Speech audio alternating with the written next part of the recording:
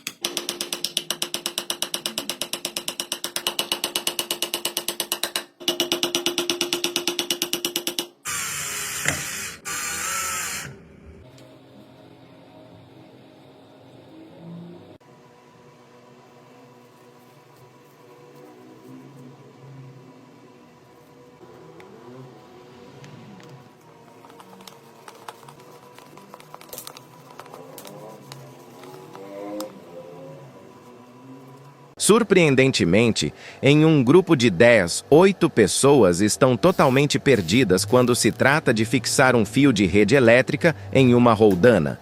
Os métodos tradicionais que muitos juram que funcionam são tão úteis quanto um peixinho fora d'água. Se você está nessa também, não se preocupe. Você chegou ao vídeo certo. Prepare-se para aprender a maneira eficaz de fazer isso. Porque quem não gostaria de evitar um desastre elétrico?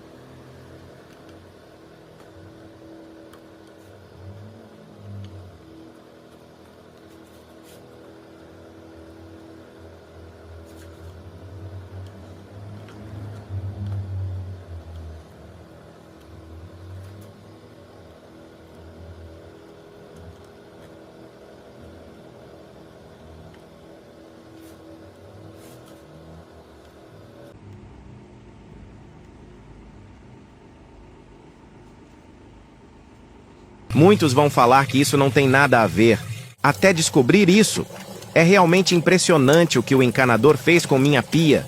Ele descobriu que o sifão não era compatível e, em vez de seguir as normas, optou por uma solução criativa. Muitos vão chamar isso de gambiarra, mas eu prefiro pensar que é apenas um método diferenciado de aproveitamento de materiais.